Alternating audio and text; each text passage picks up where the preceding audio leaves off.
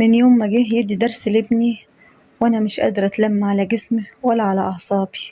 نظراته ليا نظرات كانت بتخلي جسمي مش قادرة اتلم عليه ولا قادرة اتلم على اعصابي. انا نيفين، عندي 33 سنة، متجوزة وعندي ولد وبنت.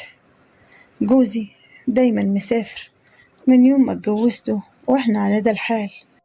بيقعد بالسنة ويمكن اكتر، ما يجيش فيها غير شهر او 2 بس.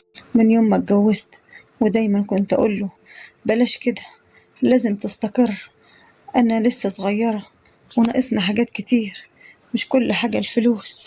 انا ست وعايزة احس بأنوثتي، وناقصني حاجات كل ست محتاجاها. انا واحدة حاسة بالحرمان، الحرمان الفظيع. كنت دايما اكلمه واقوله انا محتاجالك، انزل، محتاجة اقعد معاك، محتاجة اتكلم معاك. يقول لي ما انا مسافر علشانكم ومتغرب علشانكم، علشان اجيب لكم شوية فلوس ونستقر ونحسن من مستوانا المعيشي. انا اقول له مش كل حاجة الفلوس. هو يرد علي يقول لي ماشي، سنة واحدة بس وهستقر، وسنة تجر سنة، سنة تجر سنة. وانا هنا التعب والحرمان بياكل فيا. لا، بالليل بيجي عليا الليل كده بموت من الوحدة والحرمان. وجوزي هو اللي عمل فيا كده، هو اللي بعد عني. مش كل حاجة الفلوس، في حاجات أكتر من الفلوس احتياج، وهي الواحدة تحس بنفسها بأنها ست زي كل الستات، بتحب وتتحب وتحس بأحاسيس ومشاعر كتير قوي. أنا كنت محرومة منها، جوزي كان حارمني منها بسفره وبعده عني. بس أعمل إيه؟ مش قادرة عليه ولا هو قادر ينزل. يقول لي حاضر حاضر، وعشان يسكتني يبعت لي فلوس ويقول لي هبعت لك فلوس الشهر ده اصرفه وهاتوا كل اللي انت عايزينه. ثم نصرف ونجيب كل اللي عايزينه، بس محتاجين حاجات كتير وناقصني حاجات كتير انا بالذات. لحد ما في يوم جه المدرس ده لابني يديله درس. كانت نظراته حلوة قوي، نظرات غير اي راجل في الدنيا، غير جوزي كمان. كان بيبصلي بصات حلوة قوي، كنت محتاجاها من جوزي بس ما كنتش بلاقيها منه، لأن كل ما جوزي الشغل والفلوس.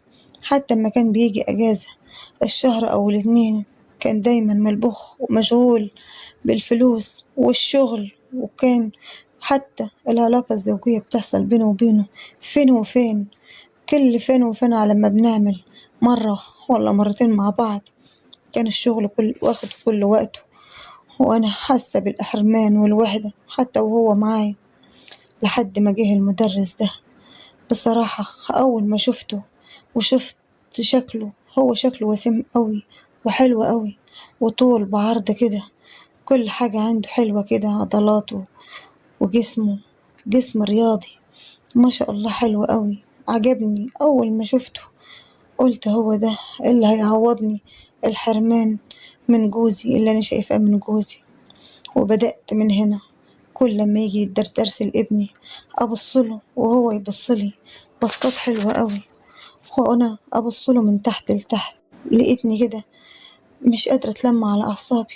لما الحصة جات، ميعاد الحصة جه، كنت أنا عاملة له كوباية شاي وجايبها له يشربها.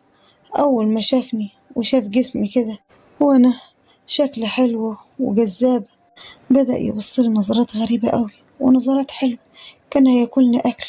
لحد ما كوباية الشاي وقعت منه، وأنا دخلت المطبخ جبت حاجة أمسح الأرضية.